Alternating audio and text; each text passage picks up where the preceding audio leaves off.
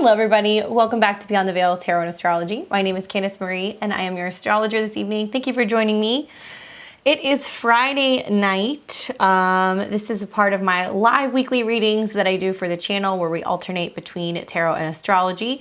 Missed last week, but we are back and we are talking astrology. So thank you guys for joining me. If you're new to my channel, be sure to hit the bell button below, like, comment, share, subscribe. Help me get into the queue on YouTube so we can get other astrology lovers on board. I am stoked to be back. We've got a couple people who are already in the queue, but I just want to remind you guys, those of you who are a part of my level 3 subscribers, if you would like to get in on getting your readings, please let me know. I know so far we've had a couple of people, but I know that we have a handful of other people who have yet to get their readings monthly. So if you'd like to get in on that, please do. That's kind of like one of the perks of being able to be one of my level 3 is that you're going to get a reading once a month, whether it's one astrology question or one 3-card spread. And because you are a level 3, you're going to be one of the first people that I'm going to read for. Hey, Anjali, it's nice to see you. Grateful for you. Let me know if you are somebody who wants to get in on that because I don't have you. Okay, cool. We'll go ahead and start with Anjali. We've got a couple people in the queue, Magic for the Masses and Wise Oak Reiki. If you're new to this channel, we've got a QR code up here, so you can scan that. We're doing one astrological question for $40, or if you have a question about relationship synastry for $65.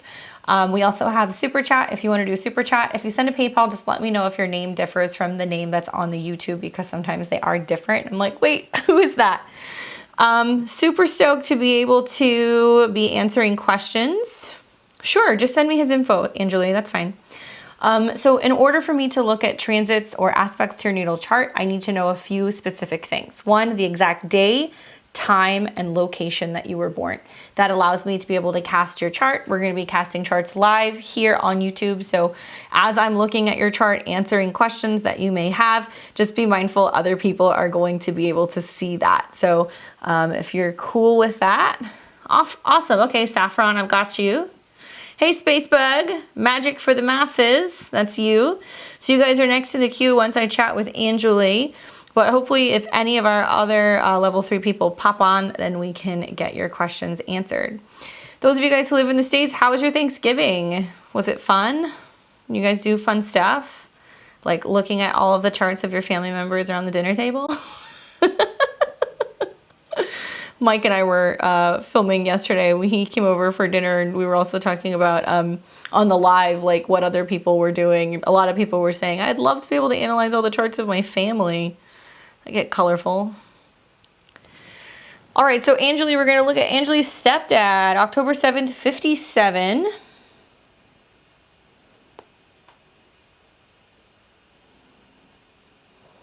Around 1 a.m. in Cuba.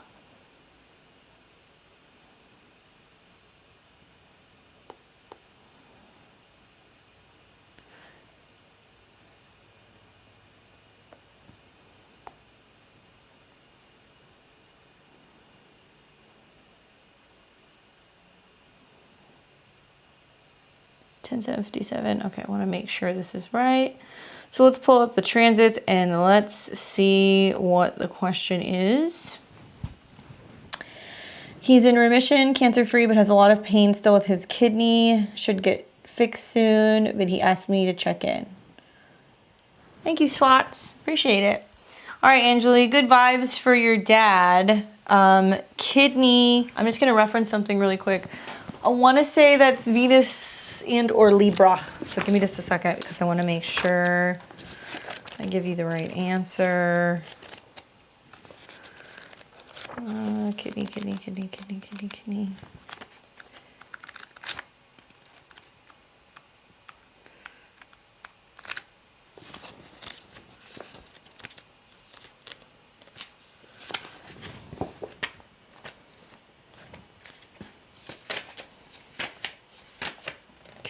All right, so kidney. Yeah, it could be Venus or Mars or Pluto. Kidney troubles, Venus. Libra or Scorpio. So, did he have kidney, like, did he have kidney disease? Did he have kidney cancers or anything like that? Let me know. Has a lot of pain. So, kind of working with this, right? If we look at his astrology, the transits are on the outer part of the wheel. Number one, the ruler of his sixth house of health is Saturn, okay? So we've seen all year Saturn has been in a square with Uranus. It has also been in hard angles to the planets that he has in his fourth house. So family helping, taking care of him, keeping him home, him feeling down, things like that.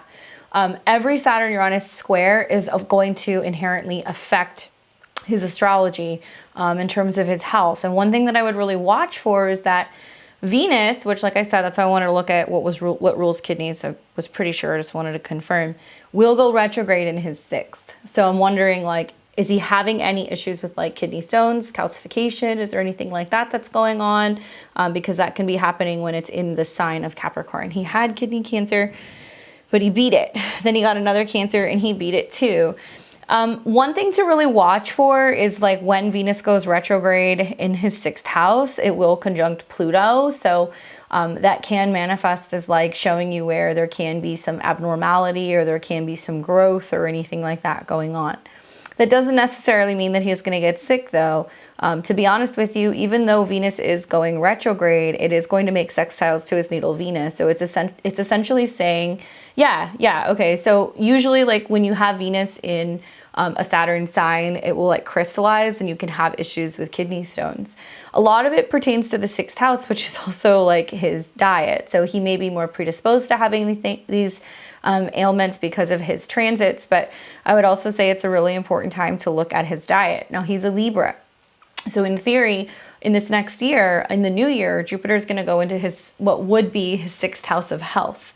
In theory, it's in his eighth, which means if there is anything that's going on and there is a problem, it would have to be fixed surgically, right? Because Jupiter is health in the eighth house. It's examining and opening up where there could be something that needs to be removed.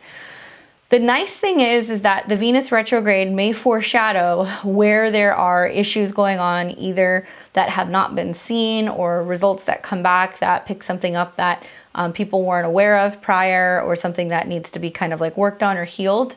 But a lot of this is diet. So I would be encouraging him to probably be doing anything and everything he can to ensure that his diet is super balanced, and maybe even like looking at like if he's got, like more of like an alkaline diet that he can follow.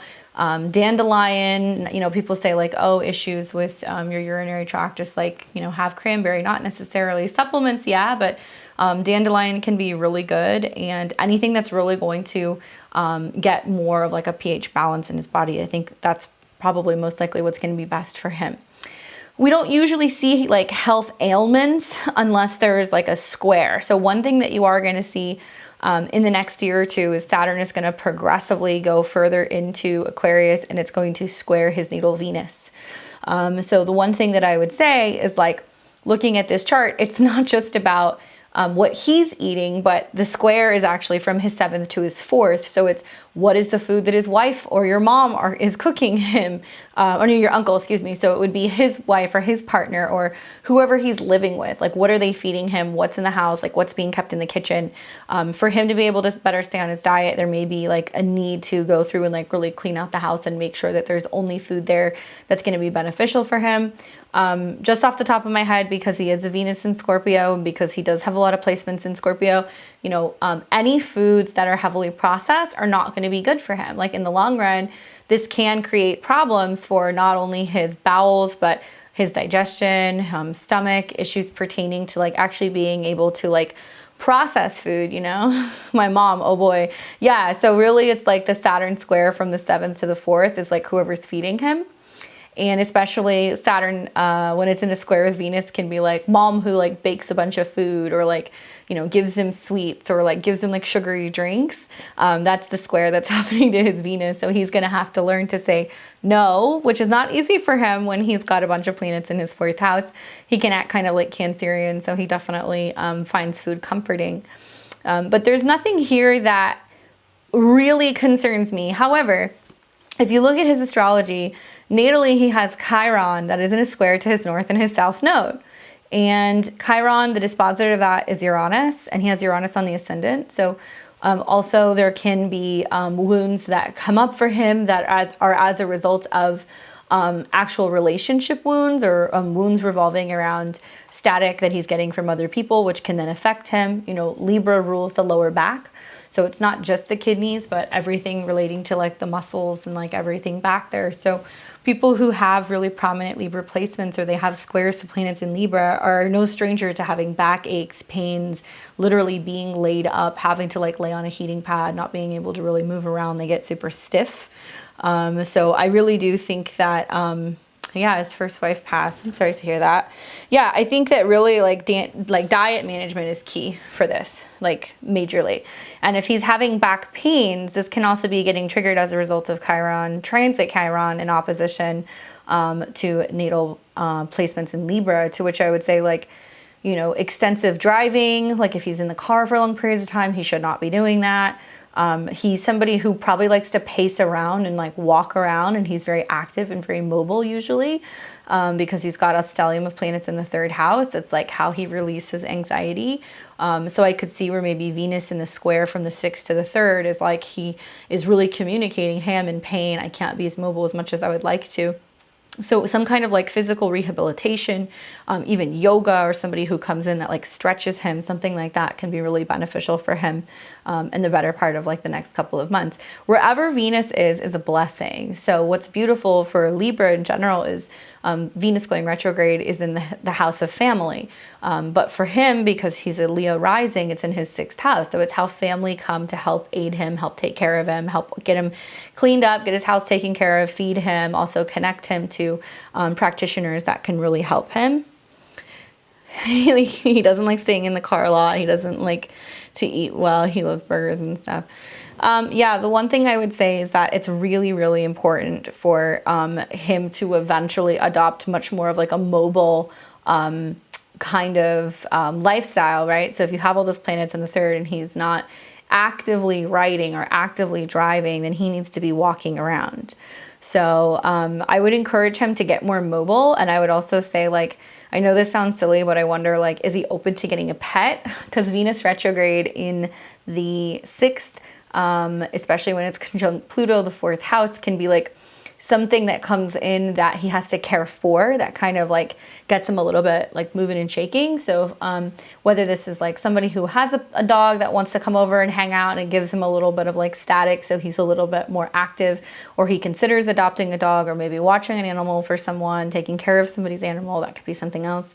But I would say number one is cleaning up his diet, and it would be really great to get him moving. So, oh, okay. Well, then you need to tell him he needs to get out there and he needs to walk those damn doggies. You know, the Venus square is really good. It's gonna get him a little bit more active. And what's nice is it's also gonna sextile his moon, you know? So I do feel like anything that comes up potentially health-wise that can be concerning, more or less, I feel like it's something that can be picked up very early on. Now, one thing I would look into is that Neptune is quickly approaching the conjunction with his natal moon in the 8th. So on one hand, that can manifest as like a woman in his life getting sick, a family member, especially like an older female relative. So I'm not trying to be the bearer of bad news, but that can come about, especially when Jupiter and Neptune are on his moon. He also is more prone to getting sick, or anything that's a result of not dealing with his emotions and needing to have some kind of service or some kind of care, because the 12th house is ruled by the moon. So things like, okay, maybe they find something, they have to go and surgically remove it. He spends a couple days recovering, you know, in the hospital. Or on the flip side, it could be that a woman in his life gets sick. He's really upset about it. He gets really emotional, and it then in turn affects his emotional health. So really watch with Neptune approaching his moon. On the topic, once again, of like toxins or like processed food, like he really shouldn't be eating a lot of salt. That can be something else that can really affect him negatively. If he's a drinker, he needs to watch the drinking, and it's a really great time for him to be doing more of like liquid diets, fasts, cleanses, things like that. So his moon is conjunct my sun, by the way, and my moon is Libra conjunct his sun. Also, you guys have like a real like natural kind of like understanding of each other. Yeah, I mean, because the moon is the ruler of his 12th, it's much more likely to be like older relatives, you know, or even like family members that like live in other countries. So if he's got siblings that live in other places, if it's in Cuba, like Pisces can literally be another country. But I would say really watch like that salt intake, because, you know, that can affect him too in terms of like blood pressure and stuff of that nature. Even sleep disturbances. When Neptune's on your moon, you become very psychic. And so he may start having really intense dreams. He will. He'll start having really, really, really intense dreams and be foreshadowing that he feels things are coming. And so in the 8th house, it can be a little darker, where it's like you could hear him saying things like, if anything happens to me, or like, I just want you to know, like, you know, he's like telling you all of his feelings, because if he does get any like premonitions or omens of transition, he'll start talking about it. So hopefully things go well with him. I think, you know, Saturn being in a trine to his sun and a couple other placements, it's good, but he's really got to get more active and watch his diet. So hopefully that helps him. So let's go ahead and pop back in and let's see who we have in the queue. Thank you guys, for those of you guys who are just tuning in. If you want to get a reading, go ahead and check up the QR code and we'll get you in the queue. So let's see, we've got Magic here. Thank you, Swats. You're in the queue as well. I appreciate it. Okay, so here we go. So Saffron Sage, you are Magic for the Masses, yes? Just want to confirm.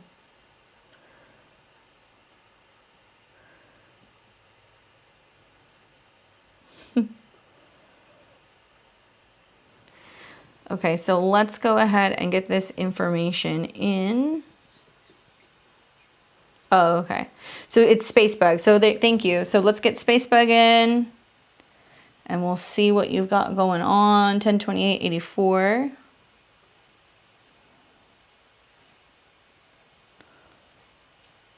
And that's at 1:37. That's PM.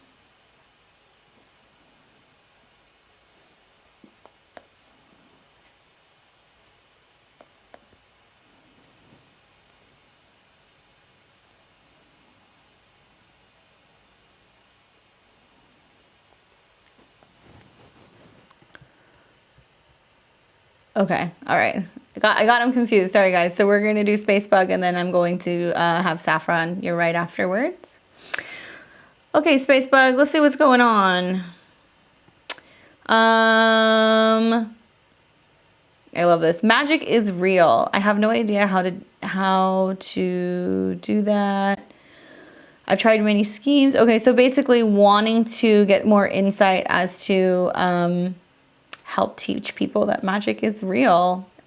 What would implicate which method I'm supposed to use? Okay, cool. So honestly, I'm pretty sure we've looked at your chart before, the 29 degrees Capricorn rising. Do you remember me talking to you about that? Here's the thing. I think part of the reason why you're so intertwined with the idea of being able to talk more about magic and mysticism and all of that stuff is because you have that Sun, Mercury, Pluto, Saturn, like stellium, all of that spanning in your 9th house, which is about beliefs, your philosophy, the connection also to mysticism. Like you're like a total sage, right? So the other thing I would say is that Saturn is your chart ruler, and it's pretty damn close to your midheaven. It's within, what, a couple of degrees. So when we think about Saturn, Saturn is about sometimes like the darker side of life, like, you know, especially in Scorpio, like death and regeneration, you know, something going on revolving around being able to share your philosophy about occultism and like studies. So I'm interested more so in like what your education has been, especially seeing the oppositions that you've been experiencing in your 3rd house with Uranus. I'm wondering if there's been like lots of changes revolving around your belief system or what you're learning or what you're studying. So when you say like you've tried lots of things, when it comes to ultimately what you're here to do, you want to look at both the state of your 10th house and also the ruler of your 10th house. So I'm just reading what you're saying. I just want to confirm that this is like the right information. 10:28:84, 1:37 p.m. So it looks like this is right. Just let me know. But yeah, I mean, it's an interesting time in your life right now, because what you're getting ready to experience is you're going to be having a like an exact nodal return. So if you look at the eclipse that we just had, that was back on the 19th of November, there was an eclipse that you had that was conjunct your north node. So that eclipse is pretty prominent. It's basically setting the stage for the direction that you're going with your life. And in your lifetime, so much of your focus is really going to be revolving around your north node being in the 4th house. So that's ancestry, past, working with herbs, healing, working with the earth, working with crystals, working with anything that's about like relaying ancestral knowledge also. And then 2, you're kind of lucky that you have your north node ruler actually located in the 10th.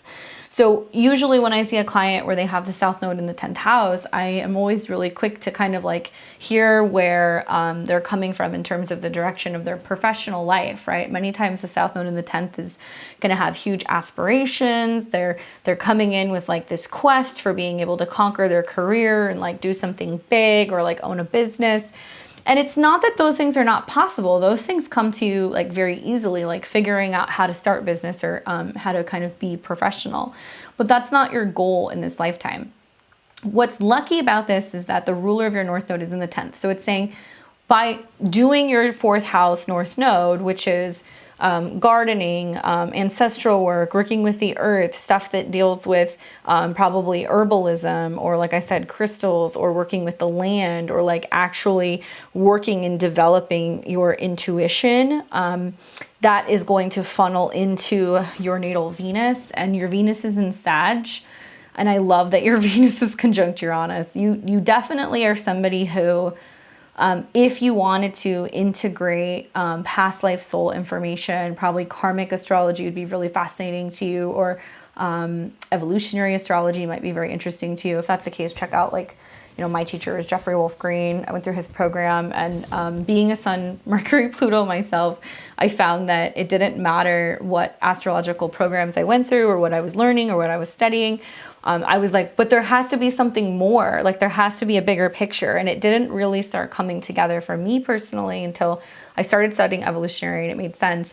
Equally, I started learning more about like bhakti yoga and like kundalini and other things that deal with talking about shifting energy in the body and the regeneration of the soul. So there seems to be in your chart this quest for knowledge really all the way up until like right around the time Saturn was hitting your ascendant off and on in 2020. And it seems to me like now you're on the precipice of change in a very big way, because you have now Pluto coming into conjunction with your ascendant. One thing that will be very interesting to you will be anything relating to spirit communication, spirit contact, Ouija boards, you know, readings from the oracle, divination, clairvoyant development, mediumship. And there will be a lot of stuff that will come up more so for you in terms of like mediumship, and whether that's like you just noticing that you're more tapped in and you're like a receiver and you're receiving messages from your higher self or from source or from spirit, or you're just going to notice that you're just aware of other vibrational things that are around, right? So the Pluto ascendant transit, that's going to play out for the better part of the next like 2 years, really going into almost 3. And you're really starting to feel it here in the next couple of months, because Mars, Venus, and Pluto are all going to be lining up on your ascendant. So this is a huge shift when it comes to coming into the lifetime that you were kind of born to live, right? Capricorn rising is about the legacy. So I'm just reading what you're saying. You just started learning astrology the last 3 years. That's great. I don't know what business I can make for my skill set. Karmic astrology, evolutionary astrology, past lives, or semi-obsessions. Yeah. Okay, so just do what I've always done, but how do I get that to the people? Here's the thing that I'm going to tell you. You are meant to work in a way that's much more private. I know you have a lot of planets on your midheaven, so there's this sense of like needing to be seen. But more the integration is when you're doing the private work. So I'm wondering, like, one of the tools could be working with people and learning either an intuitive modality or learning a lot more about herbalism and how you can actually help people heal through herbalism who have been dealing with stuff. There's a program that I went through. It's called the Evolutionary School of herbalism. You can look into it. There's all kinds of links and stuff online. You can do it remotely, and I think they have stuff where you can train in person. Great program, super awesome. The guy who put it together is the best, and he works with his partner as an herbalist. And I found that was really helpful, especially learning more about medical astrology for me, but it also helped me understand where the planetary rulers of herbs and things can come in and be very helpful for being able to relieve spiritual ailments, if that's something that interests you. But being that Venus is the dispositor of your North Node, and it's in Sag in the 10th. It's also going to be like possibly working with elders or working with people who are like gurus or people who are going to be really knowledgeable and help you get to that path. Like, it's frustrating because you come in with this like grand sense of soul knowledge, but you're having to learn how to integrate it into your fourth. Something else that I would recommend other than that herbal stuff and even intuitive development would be something relating to like maybe like family constellation work. I don't know if that's something that you've heard about or if you're aware of. One of probably top 5 most profound experiences I've had spiritually was actually going and seeing a family constellation workshop being done live. So if you're not aware of what that is, check it out. There's several levels of like certification to be able to go and do this. And for me, just seeing the demonstration the very first time, it's hard to explain. You'd have to kind of like see a demonstration, but basically family constellation work, they bring together a group of strangers and they come and they talk about their family issues. And they will select people from the group to stand in the center, like almost like center stage in front of everybody. And they just tell them intuitively go with what you're feeling and you're going to play out the family dynamic. So you're bringing up multiple strangers on stage. They're all listening to what's going on intuitively and they start interacting. And it doesn't matter if those family members are present, if they're alive, if they're past or whatever. You actually start seeing these strangers tap into what's going on with them in terms of their family lineage. And you see them like work out their drama. The first time I ever saw this, and like people think I'm crazy when I tell this story, I remember sitting in a big room and there was like a big circle of people. And as I was watching the strangers come up, I saw like a little glisten out of the side of my eye. It was like something like out of like Star Trek, I swear to God. And I saw like sparkles and I was like, what was that? And I saw like a blue, it almost looked like a portal. It was like a blue like light that opened up. And I like looked around because I was like out of my mind. I'm like, does anybody else see this? And it was this really, really bright blue line. And then I saw like, it almost looked like smoke. Like it sounds like silly, but anybody who's like seen like spirit energy or like apparition, it's like a haze or you see almost like a smoke in the middle of the daytime. So I see the smoke come through this blue light and I'm watching like souls enter into this space and I'm totally freaked out, looking around being like, does anybody else see what's going on right now? And then in the blink of an eye, it was gone.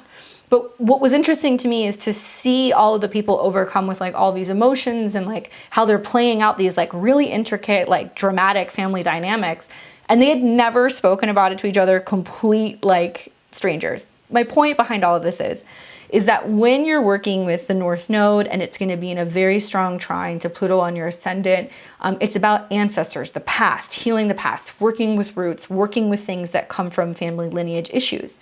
So part of your really intense fixation on mysticism, intuition stuff, spiritual development, even astrology is really going to help you bring all of that into the 4th house and learn to really open up, I think, your intuition and have a gauge for being able to really release and give all of that knowledge, right? So 4th house is always going to be kind of treated like, in a way, kind of like Cancer. So if you've got a really strong 4th house, which you do if you have the North Node there, the more that you're working on that and working with the past, the more that you can actually help teach people moving forward.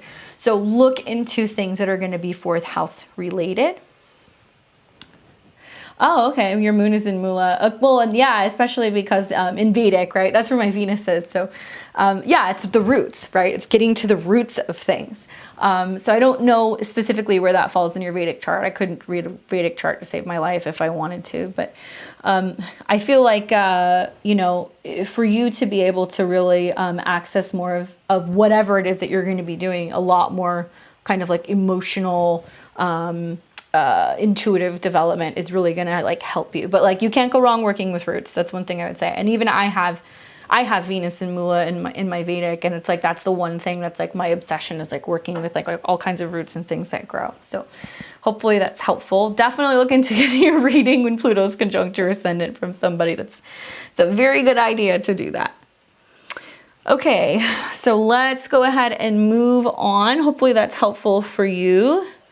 Thanks, Sam. I see you, but... Oh, okay. I asked if your monthly question on Instagram, unable to stick to my whole show tonight, but I've been stuck on the North Node in Taurus. Okay, I'll pull your information up. I know we've got a couple people in the queue. So here we also have... Going back. Hopefully that was helpful, Spacebug. You're welcome, you're welcome. Now we've got... Let's see here... Saffron Sage. Okay, so let me get your information in. December 17th, 1985. Happy almost birthday.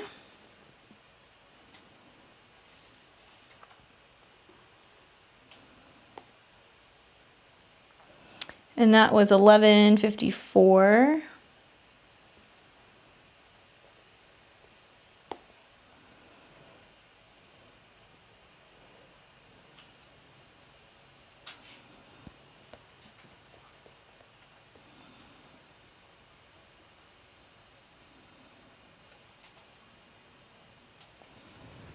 Okay, so let's take a look at your question. I lost my job recently, building my business. It's very small right now. Can you help me see the opportunities that I can draw on? For sure. Thank you, Snoop. I appreciate it. Okay, Saffron, let's get into it. Business changes. Well, it looks to me like you're still kind of reeling and coming off of what's been some of these eclipses that have been happening in Sagittarius. Being that the South Node went through your sun, being that there was eclipses aspecting and opposing your sun, it was inevitable that there was going to be some big changes going on with your work and your career stuff. To which I would say, be open-minded and be optimistic. Because to be honest with you, we've got another eclipse coming. It is a new moon eclipse, and it is going to be smack dab in between your Mercury and your Venus. So look for that around the 3rd or the 4th, depending on where you live, of December. That new moon eclipse is going to give you the opportunity to start getting things going. Oh, it's PM. Okay, thank you, thank you. Thank you, thank you. This is why I try to double check. There we go. Okay, obviously that's going to change things a little bit. So you're a Virgo rising. So the eclipse actually, the one that was the big one happened in June, and that was along your midheaven. So can you give me a little insight as to what happened in like June or July? There was that new moon eclipse that happened, the top part of your chart. Were you going back and forth between two jobs? Were you thinking about leaving one? Did you go back to something? What happened then? Because that's a big piece of the puzzle. If you look at your astrology, you've got a ton of planets in Sag on the 4th, and it's square the moon along your descendant. So the truth is like when I break this down, I'm more looking at what's happening more in your emotional life and what's happening with a potential online business. So this eclipse that's happening is actually going to be in your 3rd house, about ideas, communication, writing, sharing. Depending on what kind of a business it is, I would say it can be a really interesting time for getting ready to launch something. I also think that Jupiter coming into a conjunction with your moon here pretty soon seems to insinuate that, especially by about next spring, you're on to bigger, better things when it comes to your career and what you're actually doing for work, and feeling much more emotionally connected to what you're doing. I like that you've got Mercury as the ruler of your midheaven. It tells me that you can kind of weigh things out, like you have the ability to do more than one thing at a time. You may be somebody also who has the opportunity to see a lot more success in some kind of a business that you're doing remotely, or something that you can do online, that's writing, teaching, sharing ideas. I've had this job the whole time. Nothing significant changed in the career. It's astrology consults and life's purpose. Okay. So, I mean, if you look at your midheaven being ruled by Mercury and it's conjunct Saturn, it was really going to take after your Saturn's return for that to mature, for your belief to mature, for your studying to mature, for your understanding, your communication. So like now all of that's kind of coming together. With the South Node being conjunct Mercury and Saturn recently, on one hand, it tells me that there's been a lot of like past life knowledge that's come in that's really helped you like articulate and communicate and express what it is that you want to do, and give you the opportunity to do whatever this is remotely or via phone or via computer. So that's cool. In terms of like launching, one thing that I would say is I would recommend being very selective with the time that you're going to be launching this, because, you know, you're getting ready to have your Mercury return. So it tells me that you're thinking about this, you're thinking about perfecting it, or kind of reworking all of your consultations or what you're going to offer, or if you're going to do courses or anything like that. So I'm wondering, have you already like fully launched your business, or are you kind of building up your clientele right now?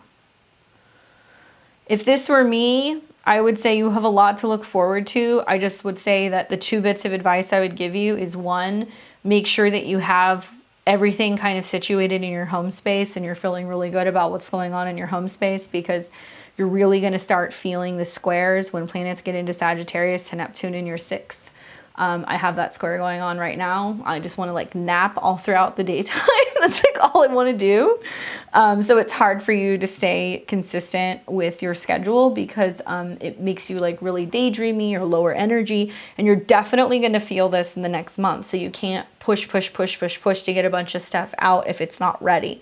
Equally, I would say watching Neptune coming into a square with your natal sun and your IC tells me like you benefit from being really good with spiritually kind of cleaning house, and being in a situation where you know, you're really good about opening and closing your energy, you know, saging your space, like doing your opening and closing prayer or like prayer work to really keep yourself emotionally and energetically disconnected from your clients. Otherwise, you're going to get super zapped and you're going to get like majorly exhausted. Having a separate space that you're actually working from, and not doing work in the bedroom. I know that sounds silly, but that's like a no-no when you have the square from your 6th to your 4th. There needs to be like an actual separate space that is dedicated purely to work, so you're not carrying that into wherever else that you are. So it's important for you to have a real clear division of when you're working, when you're not working, where workspace is and where home space is. I just made a new package promoting free consults. Okay, to sell it. Okay, cool. So, I mean, that's great. I think that depending on if you have already launched something like that, I would recommend doing it sometime after the eclipse, to be honest with you, because the eclipse is literally going to be in your 3rd house. So I would say shortly after the eclipse, and then maybe when Mercury conjuncts Uranus, around the 5th, you're going to see kind of like an uptick of what's going on with the opportunity to sell those packages or those consultations. Equally, maybe when the Sun conjuncts Uranus and it starts to come into a sextile with Jupiter, so even the 10th. Launching something while Venus is retrograde, I would say, you know, may not be the best move, because Venus rules your 2nd house in terms of money. So it can even be that you're like, well, I'm launching this thing where I'm doing, you know, a consult and they get free stuff. That can be the Venus retrograde, just to see how much traction you're getting with what you're offering. But what I'm imagining is that all of this hard work is definitely going to pay off. And you're going to start seeing it really pay off like February, March, April, May of 2022. As all of these planets come into your 5th house, which is about being self-employed, being authentic, being yourself. Saturn in the 5th house right now is saying it needs to feel good. It needs to feel personal. It needs to feel like you're doing something that is unique to yourself. So, you know, having Saturn in the 5th, if you're looking at other what other people are offering in terms of consultations or what have you, even astrology. It's like, in the sea of people who are doing this, what are you doing that makes you different? And I want you to keep asking yourself that and making sure that you're staying true to what is going to set you aside from what other people are doing out there, right? That's really, really, really important, especially because of all the squares that you've been experiencing to your second. It's making something that feels very personal and something that feels like fun, right? So I would say stay with that. And, you know, a Jupiter transit in your 6th house, you're going to be loving the schedule. I think you're going to be loving helping people. I just want to make sure you're not getting drained, because if you're not really good about having that separation, there can definitely be energetic kind of leakage and things that are going on. Definitely wouldn't be seeing clients in your house. That's the other thing that I would say, because the Sun and Neptune are in your 3rd. It's really important not to have people coming and seeing you personally. And like, you know, if you want to do it on Zoom, you want to do it on the phone, that's fine. And I'm not saying this from like a health standpoint. It's more from a spiritual standpoint. You'll actually find that you're just getting completely energetically slimed if that's something that's going on. Hopefully that's helpful for you. And look forward to February, March, April, all of these transits going through your 6th house, and really feeling like you're connecting to a cause that feels really important to you, and that you're doing something that you're giving back. So I definitely think you're on the right track. I would just say watch for that eclipse because it's setting you up for 6 months, basically between early December and June of next year, of what ultimately may be more training, more teaching, or you going and doing some kind of like educating yourself, or maybe you're going to be taking people through some kind of a program or something that you're actually working on. So that's very exciting. Hopefully that's helpful. All right, so let me pop back over here, get into the queue. Thank you guys, those of you guys who are waiting. Yeah, not doing Reiki in person. Yeah, anything in person with those squares are going to feel kind of funky.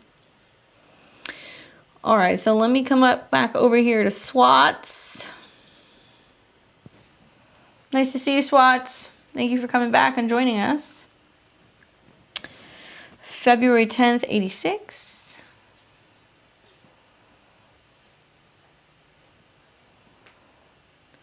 And that was 3:10 a.m.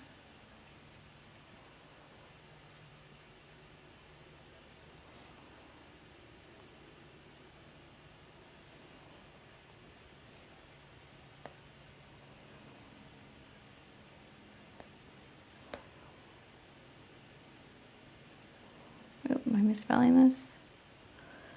L-A...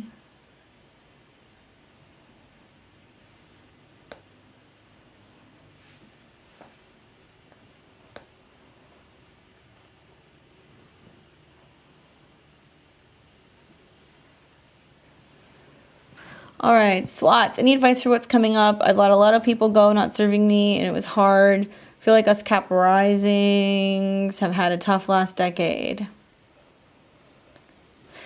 Well, one thing I can tell you is that your ascendant is right in the crosshairs of the Venus retrograde. So it's a lot of getting more so in alignment with yourself and what it means to love and protect and honor and take care of yourself, right? So Venus usually spends 20 days in any particular sign. Venus is going to spend 4 months in Capricorn. So to be a Cap rising, it's actually really good. If you're reading your horoscope for Aquarius, you're going to hear that this is a clearing house. This is a spiritual cleansing. This is a letting go. It's a going deeper into your rituals, your routines, your belief systems. But really, it's within the physical body and yourself. So it's not so much a spiritual cleansing as it's you going, no, no, no, I need to create space for myself. I need to feel like there's more room for me to love myself, even if that means going at it alone, right? So like, yeah, it's a bit rocky.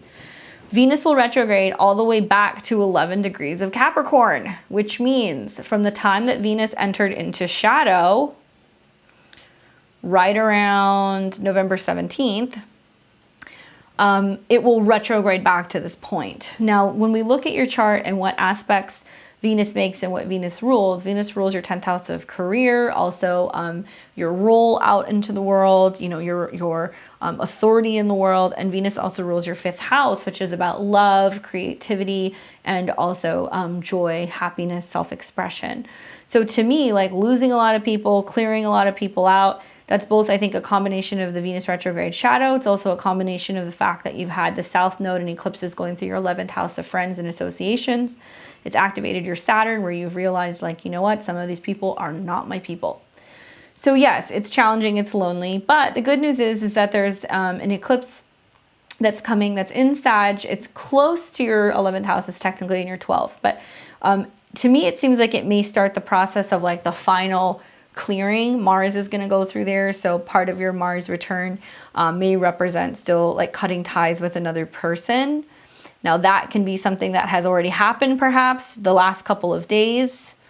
And then maybe when Mars shows up, there may be one other final like severing right around the 13th or the 14th where you cut another person off.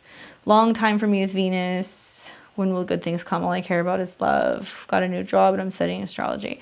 I mean, honestly, you know what? I think it's really great that you're studying astrology with the eclipse in the 12th. I think it's really setting you up to give you a lot of time and space to do it. One of my astrology teachers, so funny, she always said to me, she's like, the best astrology you're ever going to do is when you're alone. She's like, stay single, don't get married, don't have any kids, do everything you can to be alone, because she said that's when you're going to be the most dedicated to your cause. So I'm not saying that you can't be in a relationship and be successful and do all that stuff, but astrology is very Uranian by nature, right? And you have Uranus that's sitting in your 12th house. So it isn't until there's that clearing emotionally, physically, spiritually, vibrationally, that then all of a sudden you can really kind of like, you know, really kind of plug into what you're studying and what you're doing.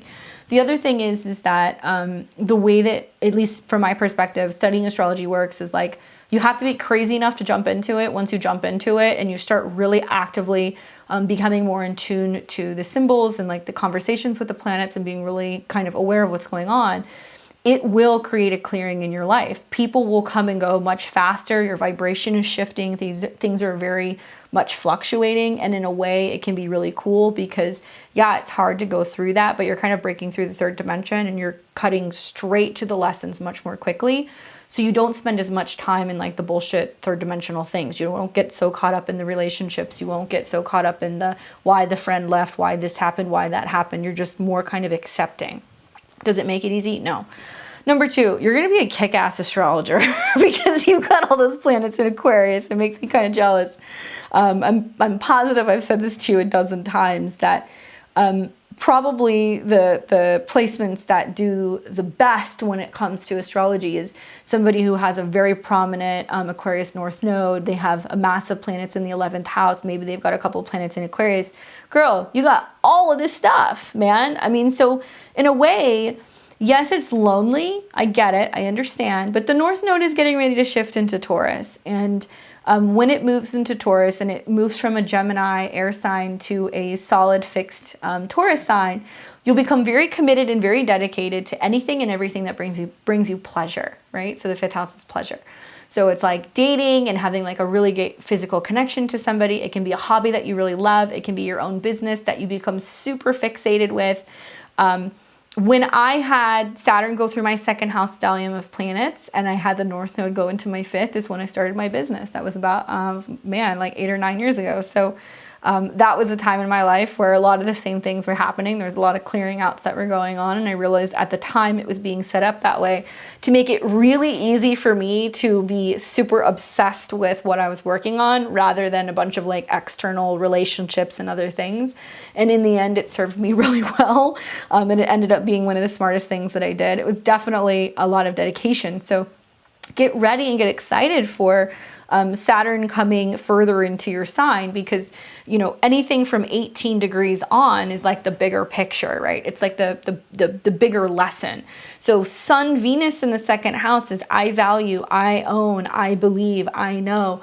What you'll become so fixated and what brings you security, both financially, because it's the 2nd house, but also in a sense of your talents, is literally going to be what you're studying and what you're learning. So you don't want to mess with anybody that's got like Sun, Mercury, very, even Venus in the second house, because they have very strong values. And I think what you're going to find is that you're not going to be willing to settle for anything less. You're going to start really enriching your life in a lot of ways.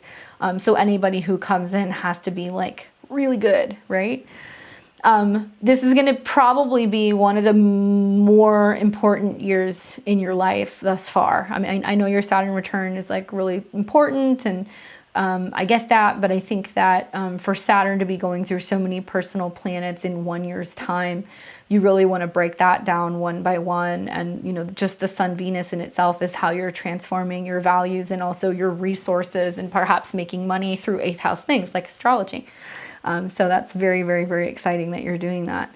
Look for the nodal squares too. So something else that you're going to see down the road here is that once the North Node goes into Taurus, it's going to start squaring off with your Moon, with your Jupiter, with your Mercury. It's like it wants you to give birth to what's going to be this new this new like talent that you're going to release out into the world. So you'll need about all of next year for it to fully mature. Look into Saturn crossing your Moon Jupiter, because to me that seems super prominent too. That's going to deal a lot with land, buying land, buying land, settling somewhere, feeling, you know, comfortable living with another person. For all we know, because Jupiter is conjunct your Moon, that tells me that you're supposed to be working with your husband. So there may be some sense of you needing to get the business up and running and getting everything going, because you might meet somebody who is in similar work or they want to work with you. So there's a method to this, right? Moon Jupiter, or like Jupiter Venus, are some of the most positive aspects that I see in a natal chart, and you have both. So you have to take into consideration that there's something going on that you need to start in order for you to connect to like the next piece of the puzzle. So please do stay positive. Self-esteem is such a big thing when you have Saturn going through your second house. And I would say buy yourself flowers, work with Bach essences, work with aromatherapy, anything that's really just going to help you really feel super physically in the body and grounded and secure and loved. That will really help you, because the second house, you know, yes, you're an Aquarius, but you're more like a Taurus. So I'd be interested to even see what you look like, because usually women who have that stellium of planets there, they're very Venusian, they're very pretty. Hopefully that's helpful. Keep me updated. I want to hear on what happens with your astrology business. I'm excited to see what happens for you. All right, so let's go ahead and get into who else we have here. Micah, it's nice to see you. Is that you that just got on my schedule too? Micah, I'm going to swing back around and talk to Sam. I didn't forget about you, Sam. Don't worry. So Micah, Sam, Diana, my dear, I am excited to talk to you too. So let me get into this. So pull up Micah's info. Micah, can you remember, or can you remind me? Actually, I can probably pull it up. I've got it in my software here. Or unless you sent it. Hold on. Oh, you did? Did you send it? There it is. Sorry. Thank you. I know you're a Pisces, but...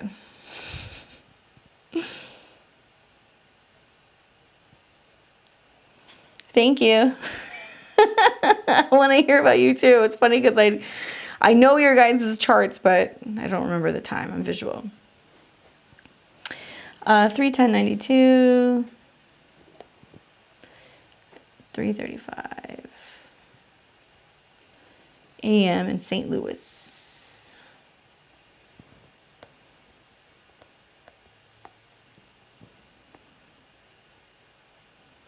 I'd imagine that Venus retrograde or the shadow is pretty crazy for you, Micah. Just thinking about your 8th house. This last eclipse was huge. I ended up leaving my dance studio. My last day ended up being on the day of the eclipse. Sounds about right. I got an opportunity to travel to Colorado for a work around the time you said I might meet a new partner. I'm slowly warming up to the idea of having a partner, and travel has been a big theme lately. Are they connected? Duh. So here's what's going on. Number one is for you personally, Travel is always going to be either a combination of Mars or Mercury or maybe Venus. So what's happening right now? Well, Jupiter is conjunct your Venus, so it's kind of getting you moving and shaking, potentially going to other places. I'm wondering, what is it for? Is it for teaching? Like, what would you potentially be doing there? 2 is like, to me, going and doing any kind of work in that part of the country seems very Capricorn. Like if you're potentially going to be in Colorado, lots of mountains, cold, snow. I mean, there's something to that may very well be it as well. You had an eclipse on your moon, which is the ruler of your 7th, so you hashed it out with an employer, but the North Node is about to conjunct your moon, which means that what's setting up right now is a possibility for you to find a home base. I'm not opposed to you going there and doing some kind of work. I'd be interested to see how that manifests between now and February, because in February, when Saturn comes into a square with your moon, you're going to have to make a decision about where you find yourself, where you live, what you're doing, something like that. And the focal point of that nodal square, I think, is going to be Saturn. Saturn's your chart ruler. So also a lot of it is your body. Like, I know this isn't what you're asking about, but how you feel in your body, how your body's working, how your body's functioning. It's also about you making moves and taking initiative on your own. When Saturn's in the 1st house and it's square the nodes, it's basically putting the pressure on you to be clear with your boundaries, be clear with your vision, be clear with your direction. First, it will square your Venus, then it will square your Mars, and it will square your Saturn. So it'll be like home, whether or not you're moving, how you communicate, whether you're signing contracts, and then it's going to be actually making the move. So, I mean, love can find you wherever you go, to be honest with you. I mean, Venus it's already been dancing around your natal ascendant. Is that Venus? I can't see. Oh, it's your natal Neptune. So it's been dancing around that, giving you opportunities to make money elsewhere. I teach astrology virtually at a divination school, and I'm visiting for a festival the school will be reading at. There's a lot of people in Colorado that do astrology. There's a great collective group of people that are out there. And I think that it's probably a really good thing for you to at least go while Venus is retrograde in your 12th, because it's like working with a mystery school or working with a group of people, or something where you're coming together and you're working behind the scenes, like collectively. But I still really strongly get the impression that it's a setup trying to get you to either spend more time in another place or trying to get you to go back to another place. And I say that because all of the trines in your 12th house are making their way to your moon. So whatever you're working on behind the scenes, eventually when Mars and Venus cross your ascendant and they become visible right around the end of February, you're going to see that then all of a sudden, like, what you've been working on, or the relationship that you've been having, or the group that you've been studying with or working with, now is going to be so much more visible, and you're going to move into the next segment of doing that kind of work visibly, right? Saturn on your ascendant is interesting. I think that all next year you may go back and forth with where do I want to be, or where do I want to live. So as far as I'm concerned, like, it's not going to affect love. You can find love regardless of where you go. Jupiter's going to hit your sun. Jupiter's also going to hit your Juno. Realize that, you know, your sun is intercepted. So you meet him when you're in the midst of making money. You meet him when you're in the midst of doing some kind of work that's about maybe designing or creative something, you know, second house stuff. So you might meet somebody who is doing some kind of work with like herbalism, or maybe they do some kind of sound healing, or maybe they do some kind of painting or photography. Like, it'll be some kind of Piscean thing because it's conjunct your sun. So I really feel like go and do it. You're going to start reaping the benefits of these transits really early, because they're also going to start making sextiles to your natal planets in Pisces. I've been wanting to go back to Chicago a lot lately, but I'm afraid I can't afford it. I've kind of ignored that prospect. You will actually possibly consider going back there when you have a Mercury retrograde that's activating the eclipse point. And this is going to be the Mercury retrograde where it drops down from Gemini into Taurus, but that's going to be mid to the end of May.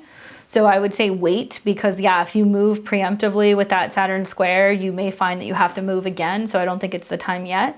But I think when Mercury goes retrograde, especially if there's like work prospects there, or if you've got a friend there that you can live with, or if you've got somebody that you're possibly considering dating, that can allow you to go back. And it'll all make some pretty positive aspects also to your ascendant. So don't give up on Chicago, but Chicago is definitely, I wouldn't consider that until closer to about May, maybe June. It's cool that you're teaching astrology. That's really exciting. Do I think that love and travel are connected? Yeah, especially because Jupiter is going to keep sitting on your Venus. Like, that's awesome. That's really just bringing love to you through travel. But realize that it's not just romantic love, because it's Aquarius. It's meeting other people, people being like, oh my God, I love you, you're an awesome teacher, or let's be friends. It's going to be more stuff like that.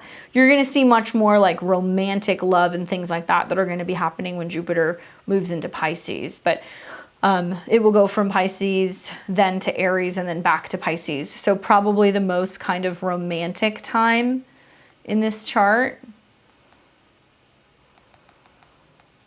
is going to be when Mars and Venus and Jupiter are all kind of in the same sign. Right around here, mid-April. From mid-April on, that's when things start getting good. And money, I don't think, is going to be as much of an issue. So it's worth kind of going wherever there is work, and whoever you meet to make it possible for you to make moves May, June when it comes to your housing situation. Well, there you go. Timing is perfect. Definitely go on the trip. Venus retrogrades can be really cool. They can bring some really cosmic people into your life. And I know that this is Placidus, but if we're looking at this from a whole sign perspective, Venus going retrograde in Capricorn in your 10th is the ruler, in your first is the ruler of your 10th. So it can be about you reevaluating, who am I in the world? What do I want? Do I want to enter into a relationship? So for you to be having a Venus retrograde happening in a cardinal or angular house is very prominent. It's much more likely to affect you more than many other sign placements. So hopefully that is helpful for you. I'm really excited to see what happens. So we've got Diana. We've also got Sam. Sam, are you still here? I'll do Sam and then Diana. We're going to call last reading or last call for readings. So if you guys want to get in, let us know. Hop in there. Get in the queue. Let's see if Sam's still here. Let's pull up her info. Sorry, guys. I got to scroll back.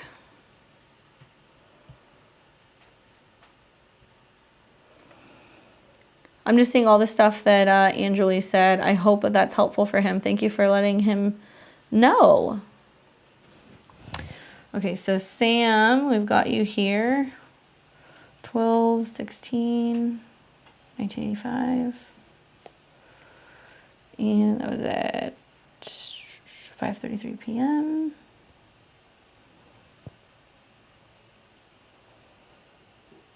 And I'm pretty sure that was where in Texas was that? I always forget. I know it was in Texas though. Let me know.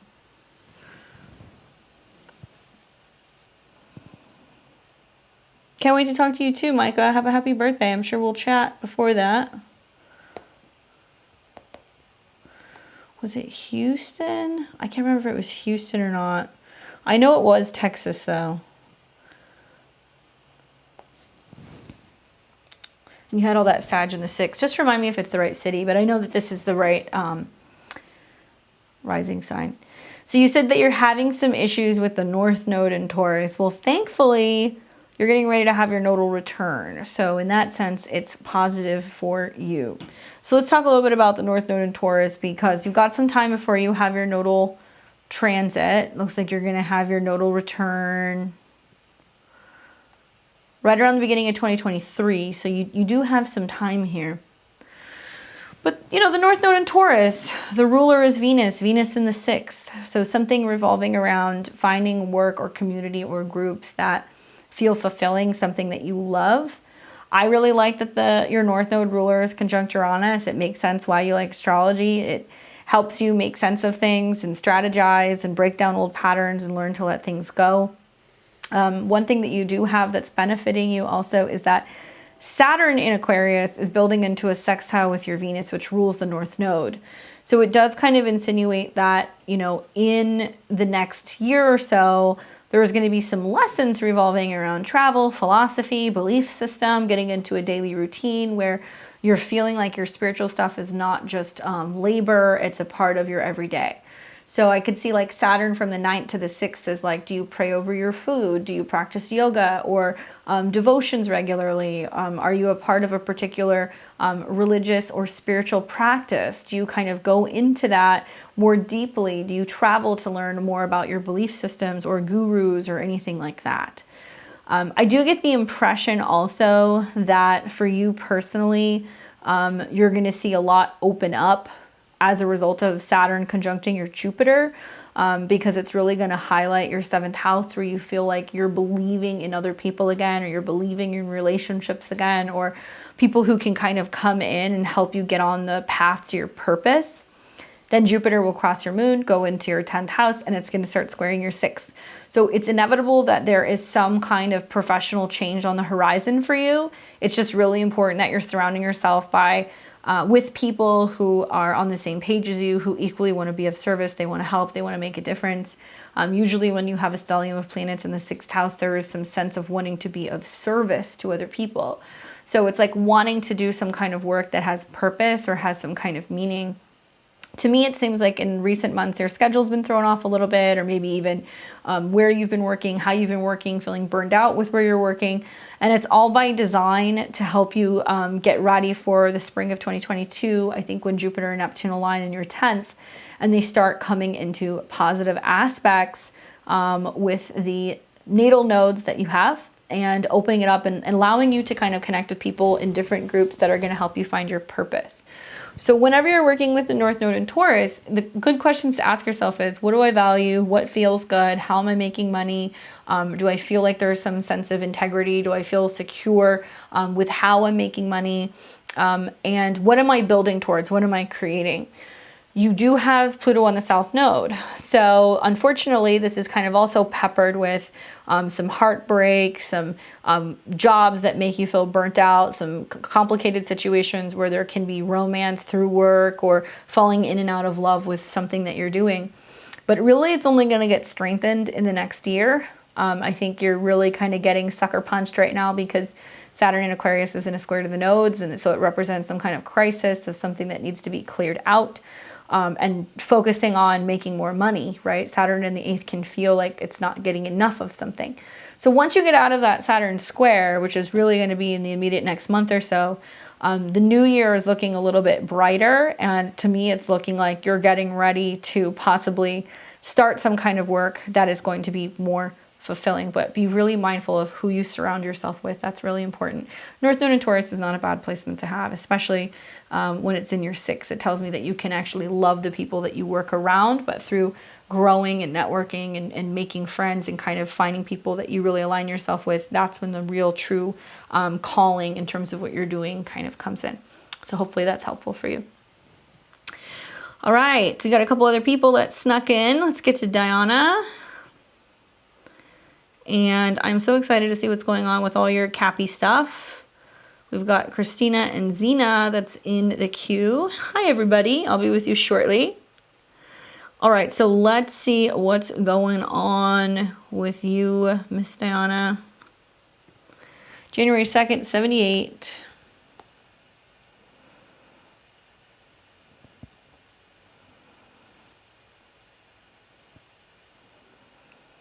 And that's at 7:55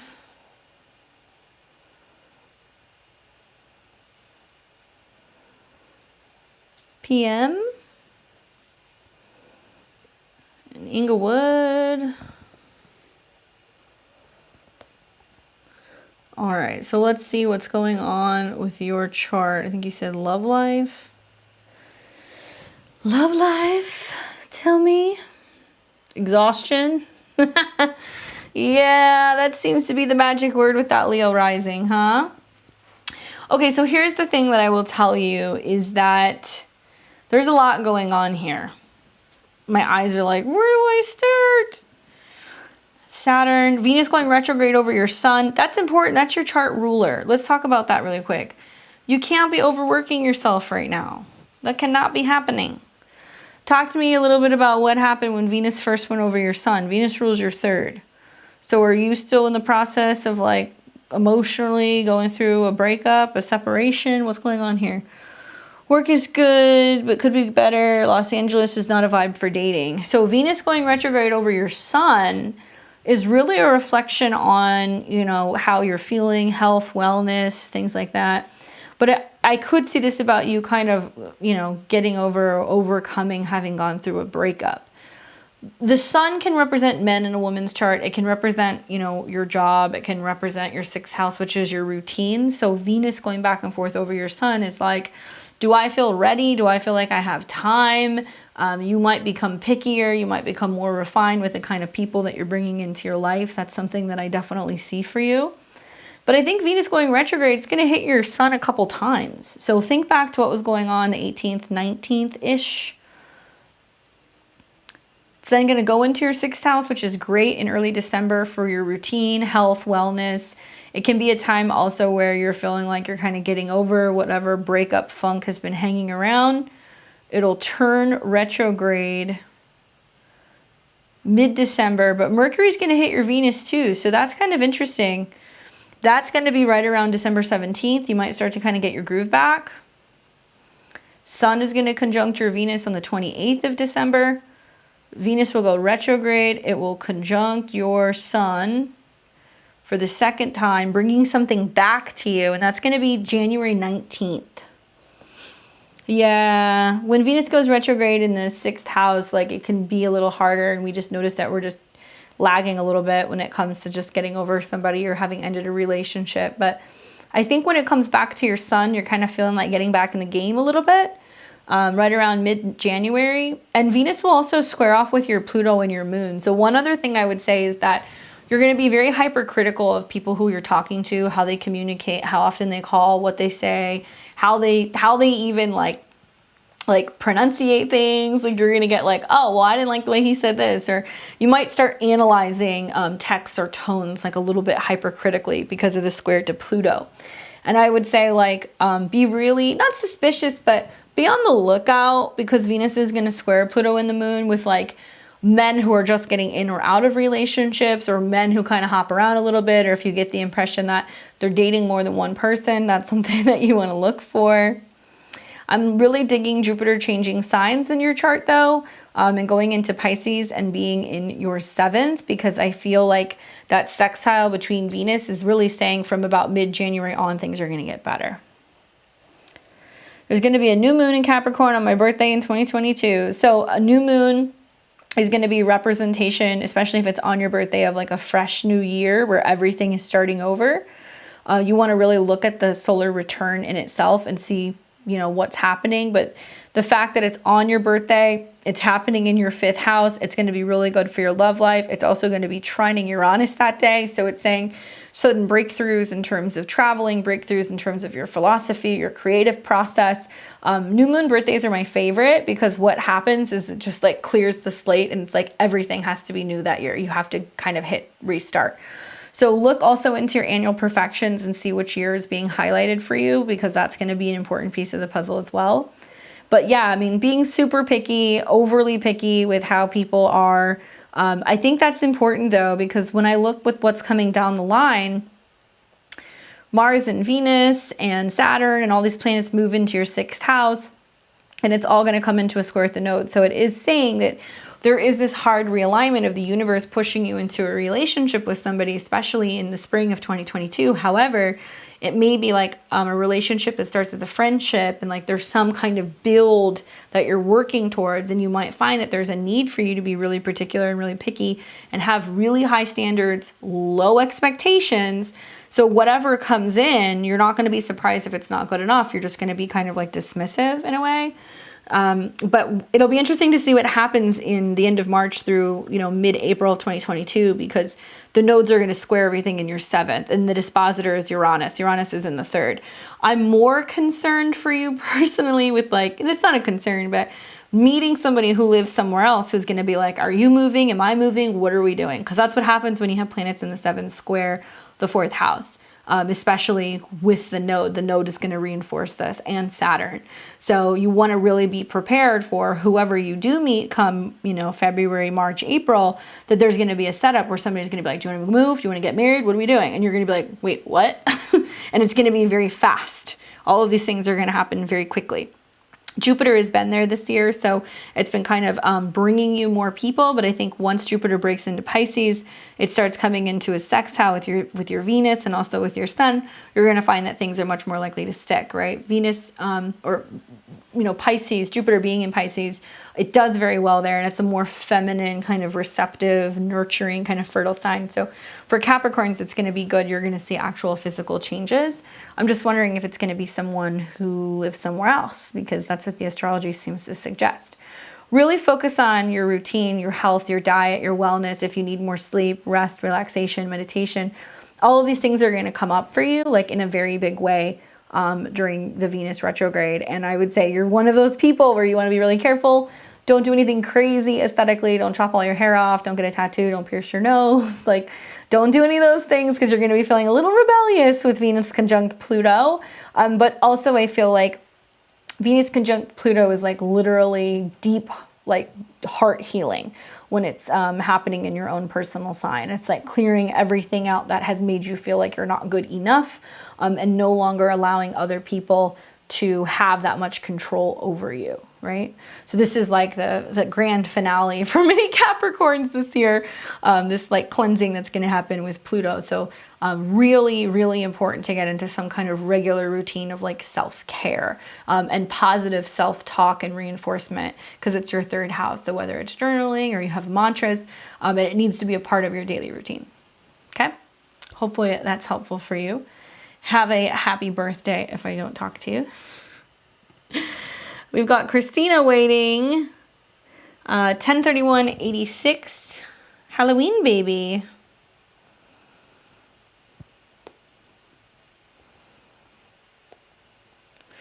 11:34 in Los Angeles.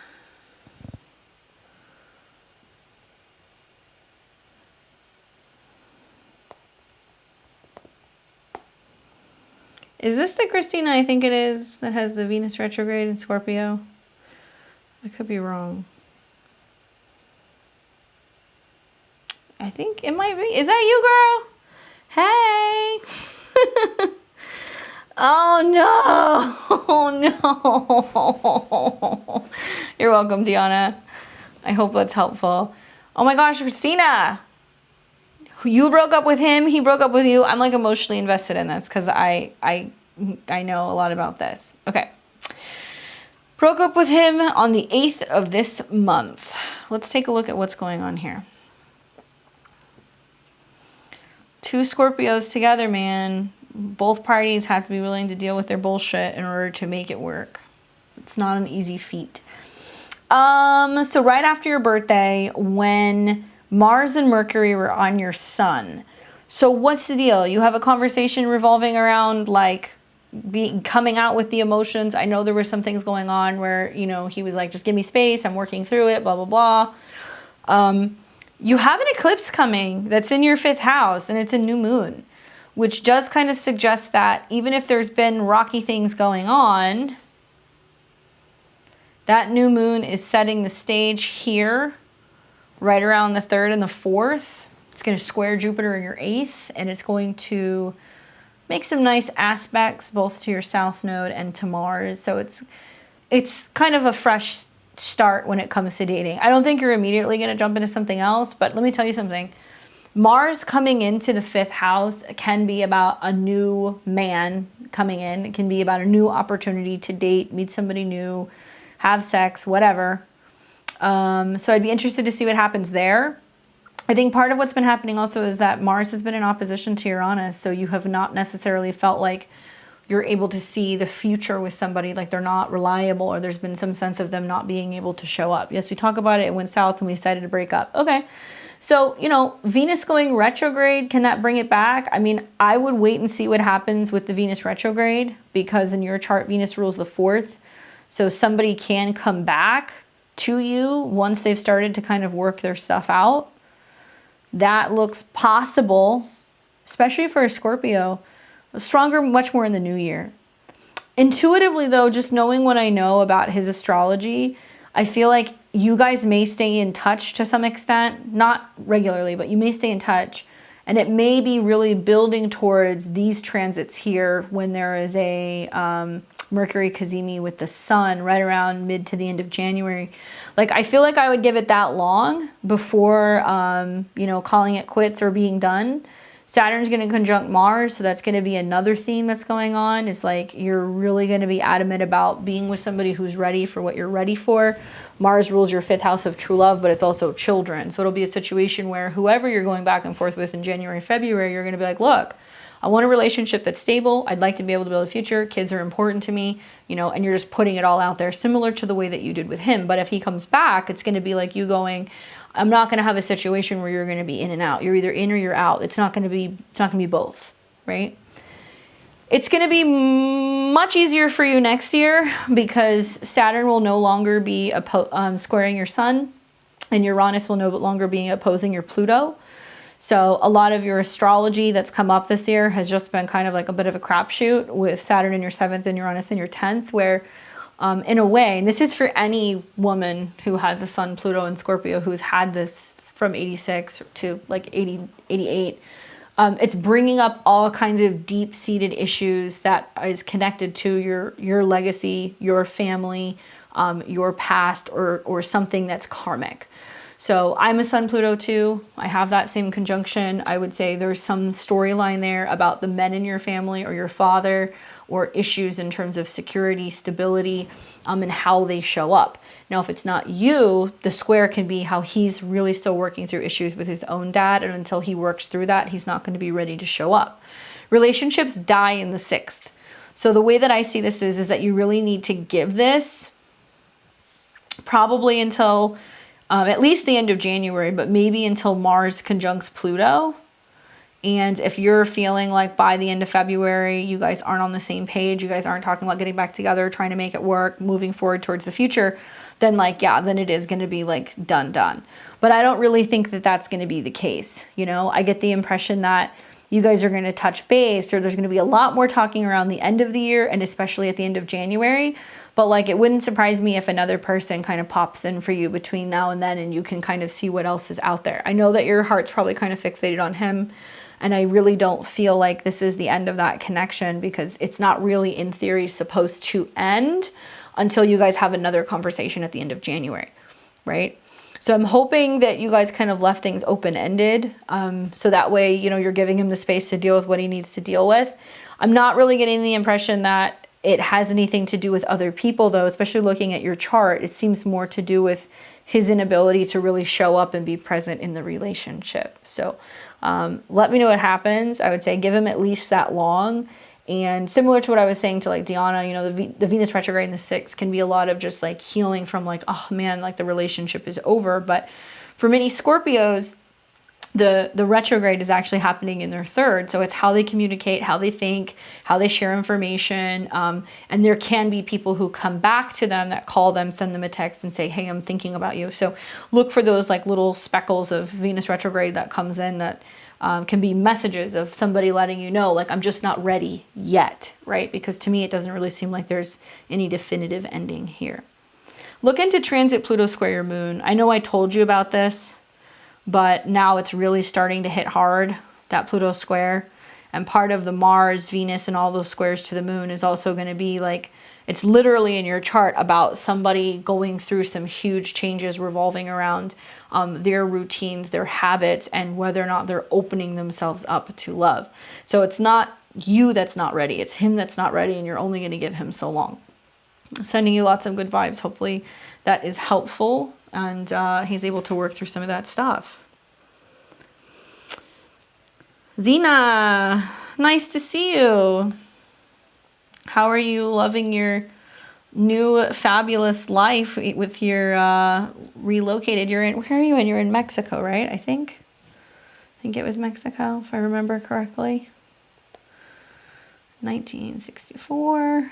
And that's at 1:14 p.m.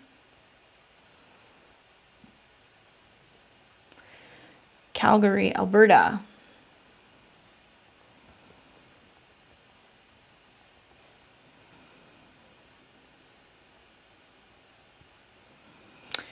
All right. November 29, 64, 1:14 p.m. Let's look at your question. You're welcome. Lots of baths, Christina. That'll really help you with all those planets in the 4th house. Baths and also staying physically active. It's going to help you work all that out of your system, you know? All right. So how are the Taurus Scorpio nodes going to affect me in the next 18 months? I'm in Mexico, and you were right about domesticated pets when we spoke last. Dog sitting almost continuously. You love it. Cool. All right. So how are these nodal eclipses going to affect you? Well, you're in Aquarius rising, so the hot spots are obviously going to be when the nodes are really between 27 and 23 degrees, which was activated by this last eclipse that we had that was in your 2nd house, which in theory is really good because it's helping you make more money. It's bringing in more resources. But when Jupiter hits 26 pretty soon here, in a week or two, you're going to feel that as well. But in theory, the South node going through your 9th house is like, you know, spiritual philosophy, beliefs coming in from past lives. There can be more opportunities for travel, connecting with people who are very into philosophy, metaphysics, spirituality, especially under the guise of Scorpio. You want to watch out, though, for issues pertaining to delays or losses with money related to travel, so or legal things. So if you are buying tickets, if you're traveling, if you're going places, get insurance, make sure you double and triple check everything. Realize that the eclipses can bring issues pertaining to travel. The South node is going to go into your then your 8th house, and it's going to align with Neptune. So this is where things get a little dicey. Neptune in the 8th can be deceptive issues with other people, energetically, sexually, spiritually, and also in terms of resources. So you want to be really careful being in a situation where there is some sense of like you possibly sharing resources or sharing money with people. That's one way that I would see it. Oh, you're saying you're a Pisces rising. Or do you use whole house? 1:14 p.m. in Alberta. Let's see. Pretty sure this is the right info. Time zone's right. Let's see if it makes a difference. I put Alberta.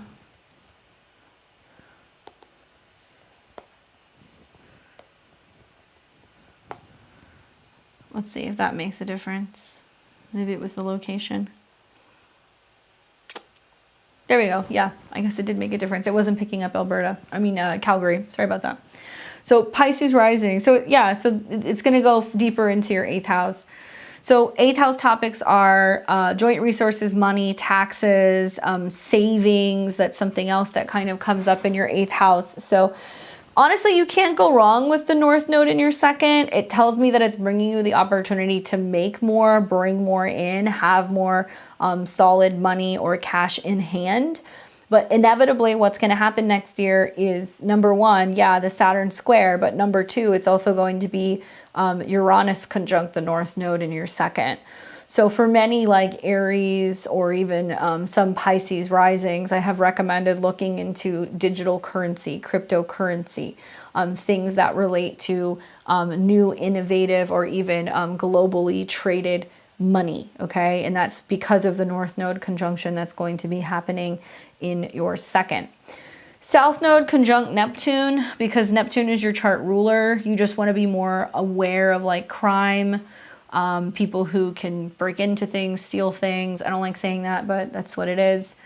You want to be really aware of like password protection and like maybe updating your passwords, keeping locks on things, knowing where you keep keys. I know that sounds strange, but money can go missing, things can go missing when you have an aspect in the 8th house with Neptune. Detoxes, cleansing, doing stuff that relates to purification and purging, whether that's like spiritually or the chakras or even like going and doing anything that's going to like clear out the bowels or the reproductive organs. Hormone balancing, these things can be things that can come up also when the South Node goes into the 8th. You want to watch for hard aspects between Saturn, because that can manifest as being in a situation where you can have some health issues. Saturn in the 12th can be like, with squares to Neptune in the 8th, is you're in a foreign place, you need health care, you need to see a doctor, God forbid, touch wood, you're in a situation where you need a procedure, you need an x-ray maybe because it's, you know, Neptune in the 8th, you need a colonoscopy, you need a surgery. My question is are you prepared for any of this stuff now that you've gone somewhere else? Learning about it as we speak, going to start trading. Okay, cool, yeah, slow is fine. You've got Taurus in the 2nd. Slow is fine. Know that there is a sense of you making some big financial changes or conversions or moving money around. And that's going to be happening May and June of 2022. And that'll be because there's a retrograde there. And then inevitably when Uranus conjuncts your Jupiter and the North Node, June on, you might feel like, holy cow, I feel so much more financially secure, but this is like wild territory and I'm working with a different currency, or I'm investing very differently, or this is like very abstract for me. So getting ahead of the curve while Jupiter is in a sextile, I think is really good. I feel like the other thing is that the North Node is going to sit on your natal Jupiter, which is really great, really abundant. It looks really good, especially at the end of July. And in your chart, Jupiter is the ruler of Sag, which is your 10th house ruler. So it's also about making money through career, maybe doing some kind of teaching, traveling, working with people who travel. It could be people are visiting in town and you're watching their pets. It can be that you're traveling and you go and you take a course and you're learning something. You go through some kind of training. Okay, cool. It's really important for you to stay on top of your health insurance this whole like next year or two, really until Saturn crosses your ascendant. So really important, no lapse in coverage or anything like that. Stay on top of that. That's very important.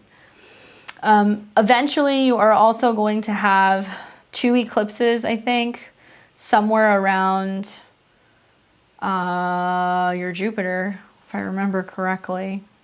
Might be a couple degrees away, but it's going to be close.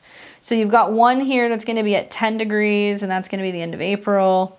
And then there's going to be a full moon right here, May 15th. Really the only thing that you have going on in this next year is Saturn is going to square your Neptune and your Jupiter.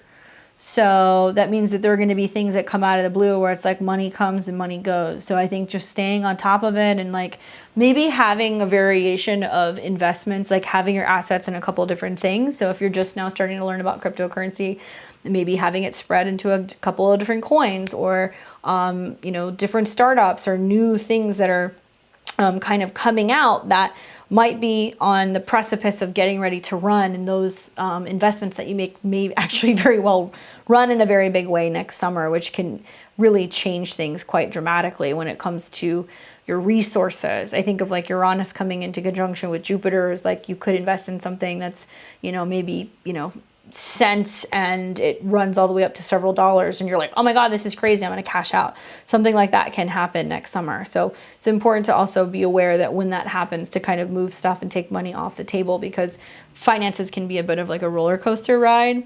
But all in all, the North Node in Taurus is stable, secure. It's going to conjunct your Jupiter, so it's going to give you the opportunity to invest more on continuing your education that interests you or traveling. And it's also going to open up all of your natural talent, so it's exciting to see what that's going to do for you. You'll have to let me know.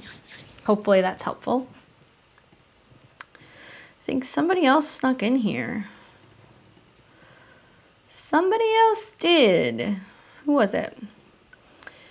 Susan Wex, girl. All my regulars.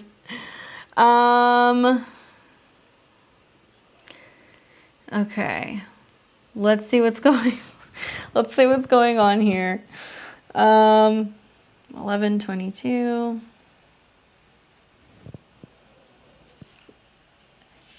1974.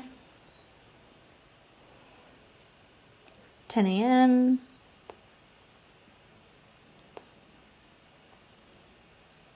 Wayne, Michigan.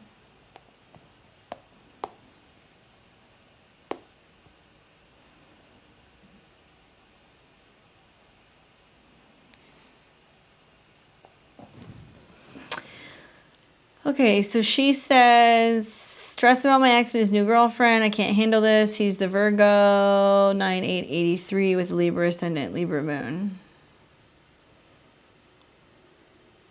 Natalia. You're welcome, Zena. Ooh, progressed Venus in Capricorn. That's a good one. All about that money, girl. Okay, Susan / Natalia. 9/8/83. Okay, so let's talk about why this is happening. You ready? Okay. You're a Sag rising, even though you're a Scorpio. Oh, 5:10 a.m. I don't know why I read 10 a.m. Thank you. Maybe it was the spacing. I misread that. There we go. This should be right. Okay, ready? 5:10 a.m.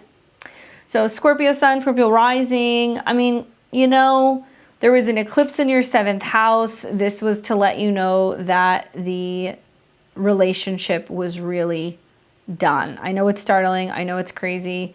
I know it's probably a little sad because it also squared Jupiter in your 4th and it brought out a lot of emotions. I get it, but here's the deal. When it's like, welcome to the next 1.5 years of eclipses, girlfriend. Now you're going to start having eclipses where the South Node is in Scorpio and the North Node is in Taurus. So the positive thing is that if you found out that your ex is dating somebody right around the time of this eclipse, it's like the chapter is closed. You're not going back there. It's done. Does that mean that there is never a chance? Not necessarily, but you know, usually if that happens around the time of the eclipse, it's like the universe's way of being like, okay, and we're moving on. That's done. Move forward. Number 2 is that Uranus is still getting ready to make oppositions to your natal Mercury, so ruler of the 11th house. That can bring up like sudden information or news about people. So Mercury, Mars in Scorpio is a little aggressive. I say that with love because I have the exact same conjunction. But when it's in your 1st house, it's like getting defensive or getting angry or like having a meltdown. Like that's definitely what you see with the Pluto's aspect. So I just want you to know that over the next year or so, Uranus is still going to go back and forth in opposition to Mercury. So there are going to be things that happen in relationships. People come, people go. There's news about ex relationships. You see stuff through a friend. You may even have conflicts with friends. I hate to say that, but it's possible. That is showing you where relationships need to change, right? And they will change very quickly because Uranus is very sudden. Uranus is also still going to come into an opposition with your Mars. And so I kind of feel inclined to tell you, don't fight it. I have already had Uranus go in opposition to my Scorpio Mars, and I found that there was definitely a lot of conflict during those periods of time, but it was almost like the universe was looking out for me and was really trying to clear potential people from my life to keep me from settling. Like, I really want you to hear me on this because this is really going to start kicking into overdrive February, June, August of 2022, as you have Uranus come into opposition with your Mars and Saturn is going to square. So it's going to bring out a lot of emotions, a lot of feelings. To be a Scorpio sun, Scorpio rising, Cancer moon, Pisces moon, that's a lot of water. Very, very, very emotional. And usually when I see like the moon or like moon Jupiter in the 4th, there's a tendency to fall back into the past, of getting fixated on the past, people who you've been with in the past. So, there's something going on here that tells me like there is a need for you to know that other people have moved on, so you can detach from the past and you can be ready for what's coming. Eclipses in your 7th house, especially when it involves the North Node, is very exciting. It gives you an opportunity to really move forward into partnerships and relationships that are going to be more stable. They're going to have more security. They are going to provide you with more love and affection and appreciation. So there's definitely something that's going on there that kind of makes me feel like if you can be open to people who come and go and not be entirely too attached, or practice detachment and know that the people who are meant to come into your life will come in very swiftly. The people who are meant to go are going to leave. It's going to make the whole process a whole lot easier for you, right? The other thing is you've got Jupiter coming into some pretty nice conjunctions from about the end of March all the way into really the better part of like June or July, that's going to give you the opportunity to bring in somebody who I think is a whole lot better. You know, I've seen a lot of Scorpio risings this year who have had Uranus in their 7th house, and they've gone through big changes having had Saturn in their 4th, where they have to be at home, be with themselves, be alone, know what that's like before their Uranus person shows up and kind of like livens everything up in their life. So there is a need for pause, detachment, reflection, letting go, healing, and genuinely getting to a point where you're really okay being on your own and being with yourself. So that way you can have that huge shift in the relationship that's going to be coming in the spring of next year. So you can do it the easy way or you can do it the hard way. Also, the South Node has been hovering around your Venus and it's about to conjunct your Sun. So your energy levels are going to be a little lower than usual pretty soon. I just want you to be prepared for that. And the South Node, you know, hitting your Sun kind of got kicked off with this eclipse that we just had. So maybe perhaps you're like, oh my God, now I know it's really over. I've lost him, right? You can't detach from him. It's been 2 years. And you said he was I remember you said he was like a Virgo from 83. Let me see here. I saw it somewhere.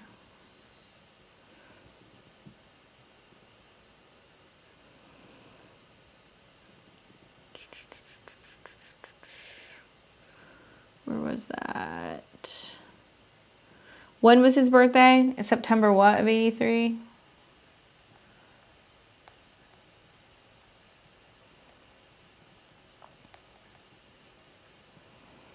I mean, I'll tell you, the people born in 83, they just had eclipses conjunct their natal Jupiter Uranus. So that's part of this.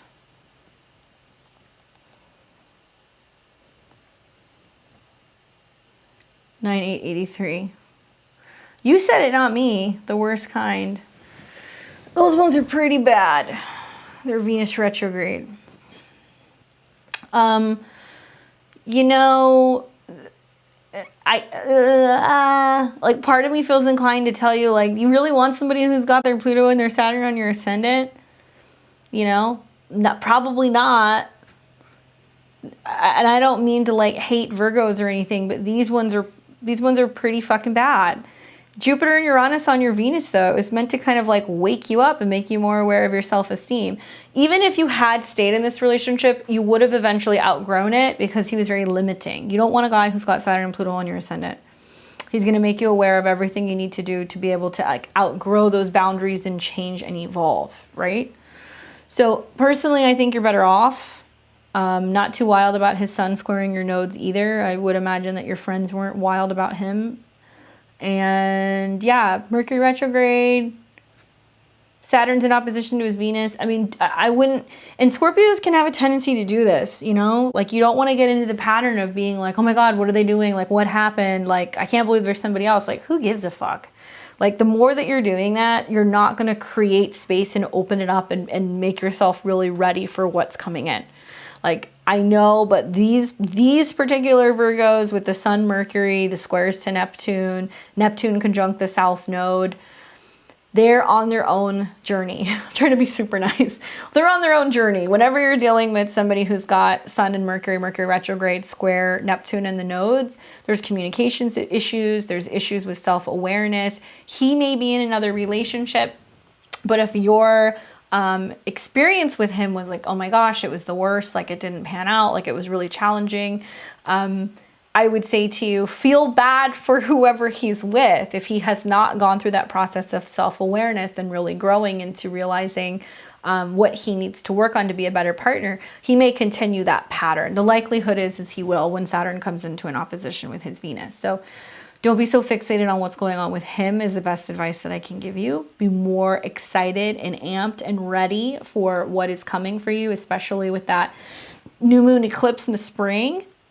That's setting the stage for new relationships, and somebody can come in just as quickly as somebody goes out in the next year or two. So you want to stay open. And it's my opinion that, you know, you can bring people in over the next couple of months, when Uranus makes an opposition to Mars, where you can very much see signatures in other people within yourself. Like, what if you do end up meeting some guy, right? And you meet this guy and you're like, oh my God, I'm so into him and he's so perfect and blah, blah, blah, blah, blah. If he's expressing to you that he's jealous over an ex and that they've moved on and he can't get over it and he's struggled, there's a mirror effect from your 7th house. You're going to see that. So you just want to be mindful that you're releasing and letting go of those tendencies and those patterns. With the South Node going through your Sun and your Mars and your Mercury is detaching from your quick tendency to respond aggressively or to get protective. It's like, it's all about taking your armor off. One of my really good girlfriends actually is like a triple Scorpio, and her chart's very similar. The Mercury, Mars, all of the Scorpio in the first and going into the second. And I explained to her that part of what's happening right now is you have to learn to be okay being on your own and like genuinely emotionally be good with it. Then you have to start taking the armor off and not being defensive and not assuming the worst and not assuming people are just going to leave or that people are up to no good. The North Node in your 7th, especially when it's in Taurus, is you're going to find there's really lovely, charming, amazing people who will come in that are going to help disarm you and kind of get you more open and help you free from the past. Uranus rules your 4th house. That is the past. So it looks to me like the last Saturn Uranus square is going to be a little challenging emotionally right around Christmas. My advice is don't go snooping. Don't go looking at that stuff. You don't need to see that stuff. Trust me on this. It's going to make the whole process so much easier if you let it go. Please. And stay super open, because I'm excited to see who pops up like pretty much April through, you know, the end of next year. You're going to surprise yourself. I trust nobody. Scorpio risings generally have that philosophy, but especially with Mercury and Mars on your ascendant, you have to understand that you're a fighter in a way where you're very, very fiercely protective of your emotions and you're very fiercely protective of yourself and your security, right? Especially when you have Jupiter, Moon in the 4th. So beneath all of that Scorpio, hard shell, leather jacket stuff, you're super, super emotional with the Moon and Jupiter in the 4th in Pisces. And it almost seems as if like the past can haunt you. So the more that you're working on releasing and letting go of the past, so you're remaining open and you're not just assuming the worst or that history is going to repeat itself, the easier this process becomes. And that must be interesting, having your Moon, Jupiter square Venus, Neptune. I have Venus, Neptune too, so I can see where relationships can get you into some trouble when you're putting people on a pedestal and then you like don't really like realize who they are until the whole thing is kind of falling apart. But it makes you super sentimental, very sensitive, very emotional, very kind. So don't discredit yourself with all of that, Scorpio. I think that you're just realizing that because you're so sensitive, you can kind of shut yourself off to people. So you want to actively work as the South Node moves through your 1st house in moving the energy in your body, yoga, Tai Chi, Tantra, anything Kundalini related, really working with the reproductive organs and moving things through your lower chakra to remain open and grounded and still receptive, not like in defense mode. I'm so sorry. Don't lose sleep over those Virgos, honey. Please don't. Those are the worst ones. The 1983 Virgo men are just trash. They're really bad. It's not somebody that you want to cry about. Trust me. Trust me. Trust me. There's much better things coming. Especially because your Jupiter return is coming. So you have a lot to look forward to. Really focus on releasing the past, clearing that out. Baths can be super helpful in anything related to clearing out either your solar plex or also your root chakra, because you store a lot of energy there according to your chart. Hopefully that gets better for you. Sending lots of love your way. It's so funny. I have 2 or 3 clients who have been dealing with those Virgos, and I had one of those in my life for a while. Thankfully, that person is gone. So trust me, you have a lot to look forward to. Keep me updated. Let me know. Come back. You guys can leave me comments to let me know what has happened. I will stay in touch with you. Unfortunately, I don't have any more sessions for the rest of the year. I am booked. I'm a busy lady. I have openings in January. So if you would like to get a reading with me, I have a combination session that's either a half hour or a full hour long, where I bring in astrology, tarot, and what I see clairvoyantly. I also offer synastry, composite readings. You can do election astrology and all kinds of other stuff. So check out my website below at beyondtheveiltarot.com if you'd like to book a session. Consider subscribing and supporting the channel, especially if you like my weekly videos that I've been doing. It makes it possible for me to keep doing all of this stuff. I will be back on Sunday or Monday giving you guys my monthly address for December. We're going to talk a little bit about the Venus retrograde and the next eclipse that's coming, and those will also be separate videos, but I want to give you guys some insight into the most important transits for December. Definitely going to be a very active month, so you do not want to miss it. I pull cards for each and every one of the 12 signs and let you know what to expect. If you guys haven't already checked out my podcast that I do with the Peace Dealer, check it out. It is the Midheaven Podcast. We've actually got a new podcast coming out on Monday, all about the eclipse. It's super messy. We drink eggnog and put together a gingerbread house. It's hilarious. But definitely check out that podcast if you guys are interested in something that's more kind of lighthearted, comedy, fun, and still astro talk. And yeah, I will be back next week. We're going to be talking about tarot. That will be my live that I'll do either on Friday or Saturday. Otherwise, stay tuned for my video that's going to be coming out in the beginning of the week. If you have any questions or comments, let me know below, and I will see all of you guys very soon. You enjoy the rest of your weekend. Take care.